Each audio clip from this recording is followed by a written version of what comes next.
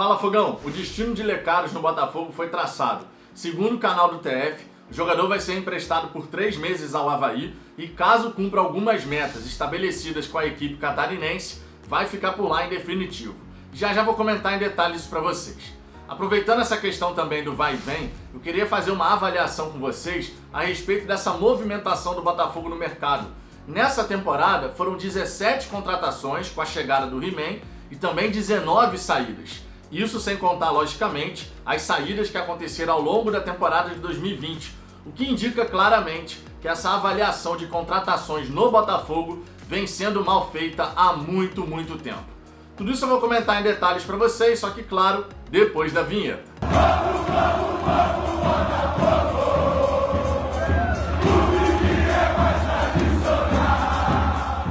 Vamos lá, Fogão, para começo de conversa, alguns pedidos. Se você gostar desse vídeo, eu peço por gentileza que você deixe o seu like, se inscreva no canal se não for inscrito.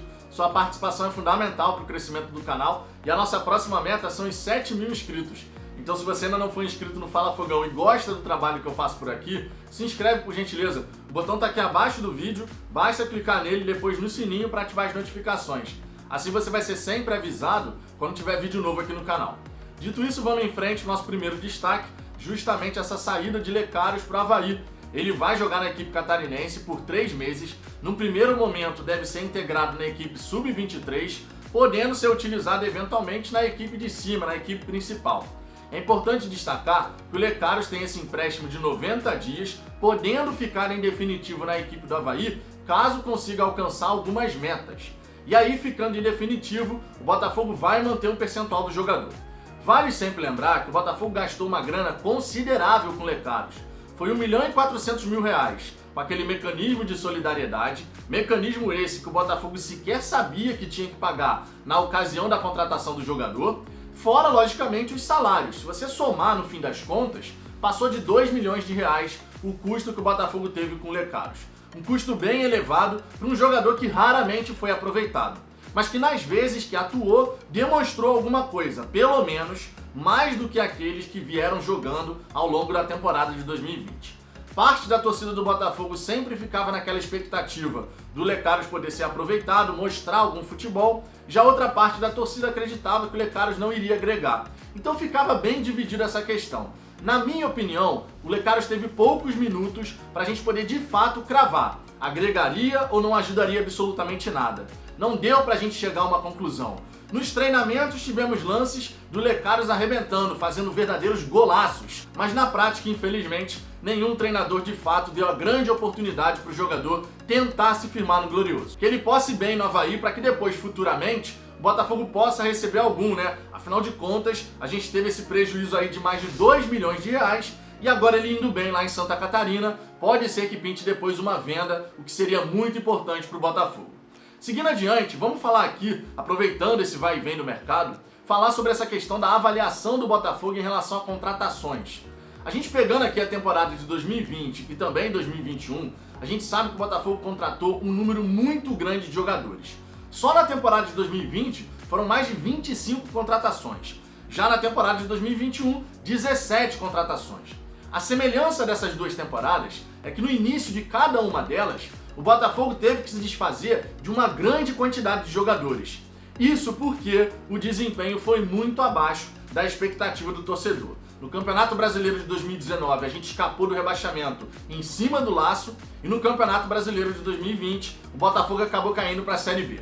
Nessa temporada, portanto, a gente teve sim que fazer uma grande alteração no elenco do Botafogo. E até aqui, nesse momento, foram 17 contratações realizadas, com a chegada do Rafael Moura, que já trabalha com o grupo, além das 19 saídas que aconteceram nessa temporada, nesse ano de 2021. Mas vale lembrar que ao longo da temporada de 2020, nós também tivemos jogadores saindo do Botafogo. Casos, por exemplo, do Juan Renato, do Danilo Barcelos, do Gabriel Cortez e do próprio Honda, que abandonou o barco antes do fim do Campeonato Brasileiro. Só que vale aqui destacar o seguinte: o fato do Botafogo fazer tantas contratações e tantas mudanças no elenco sinaliza claramente que essa avaliação dentro do Botafogo em relação a quem vai ser contratado vem sendo muito mal feita ao longo de vários e vários anos. A gente sabe muito bem disso, o Botafogo faz apostas muitas vezes sem pé nem cabeça, contrata uns caras assim fazendo uns contratos totalmente prejudiciais ao clube E, logicamente, isso tem um reflexo esportivo dentro de campo. Quando a gente pega essa temporada, por exemplo, pegando todos os jogadores que chegaram e os jogadores que saíram, essa movimentação muito intensa, a gente acaba vendo que o Botafogo passa longe daquele ideal, que é você ter um elenco base, uma espinha dorsal, né, de jogadores que agregam dentro do clube, e aí você trazer reforços pontuais. Por quê? À medida que as temporadas forem passando, você tem a possibilidade do ganho de entrosamento, dos jogadores se familiarizarem com uma ideia de jogo, um conceito dentro do Botafogo, e isso poderia ser benéfico para a equipe. Mas como o Botafogo erra na sua avaliação, como o Botafogo carrega uma série de problemas ao longo dos anos, naturalmente isso fica muito complicado. Se o Botafogo conseguisse manter aquela base de um elenco, trazendo reforços pontuais, possivelmente a gente não teria caído para a Série B, porque o Botafogo teria uma base que já vem jogando na equipe. Só que à medida que o Botafogo tem que fazer essas trocas muito intensas no elenco, porque o desempenho esportivo deixa a desejar, obviamente a gente vai ter a consequência dentro de campo. Em 2020, a consequência foi o rebaixamento para a Série B. Já em 2021, a consequência pode ser não conseguir uma vaga para voltar à Série A em 2022. Então a gente precisa realmente que o trabalho dessa empresa que foi contratada agora para ser o setor de inteligência do Botafogo, a Future, né, uma empresa de análise de mercado, possa dar frutos. Essa empresa não vai ser responsável pelas contratações, mas vai ser responsável pela avaliação dos atletas para que a gente possa contratar de forma mais assertiva. Eles vão apresentar os nomes e o Botafogo então vai analisar se vale ou não a pena avançar numa negociação com um determinado atleta.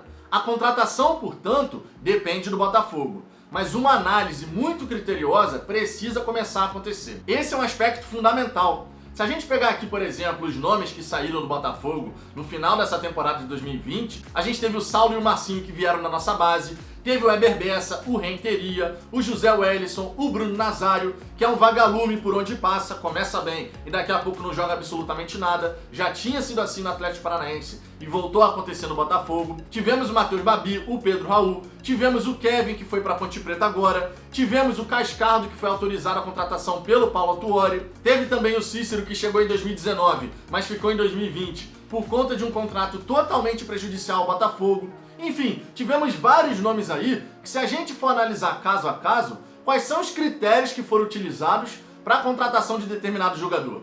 E a mesma coisa voltou a acontecer nessa temporada de 2021, com o Eduardo Freeland aceitando vários nomes indicados tanto pelo Barroca quanto pelo Marcelo Chamusca.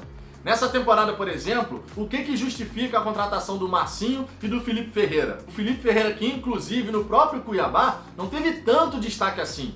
Ele foi reserva ao longo de boa parte da temporada. Sabe um outro jogador que vale comentar? O Rafael Carioca, terceiro reserva do Vitória. Qual foi o critério utilizado para a contratação do jogador? Se essa questão no Botafogo passar a melhorar, pode ter certeza que as contratações sendo mais assertivas, o Botafogo pode ter o reflexo disso dentro de campo. E temporada após temporada, a gente não vai precisar ficar fazendo um movimento tão intenso no mercado de transferências. 17 contratações é um número muito elevado, mas esse número só acontece porque a gente também teve 19 saídas. Então o Botafogo precisa rever os conceitos para que a gente consiga estabelecer um elenco base que nos dê uma sustentação e aí com isso a gente poder trazer reforços pontuais. Vai precisar de menos movimento no mercado e com isso a gente começa a ter uma equipe que tem uma cara, que temporada após temporada pode ir se desenvolvendo, pode ir praticando um melhor futebol. Logicamente, se o treinador que trabalha à frente da equipe souber fazer isso. Mas e você, Fogão, o que você pensa a respeito desse empréstimo do Lecaros que não vinha sendo aproveitado no Botafogo? Eu entendo que é uma forma de você valorizar um ativo para ver se o Botafogo consegue arrecadar alguma coisa no futuro, mas eu quero saber sua opinião sobre isso. Da mesma forma, quero saber sua opinião sobre esse movimento no mercado que o Botafogo vem fazendo ao longo das últimas temporadas. Muitas contratações, muitas saídas, não consegue acertar e com isso a gente acaba pagando um preço muito alto. Deixe seu comentário aqui embaixo, a sua participação é sempre muito importante. Deixe o seu like se você gostou desse vídeo e mais uma vez eu peço, se inscreva no canal, me ajude a fazer o canal a crescer, a sua participação para isso é fundamental. Eu aguardo vocês no próximo vídeo.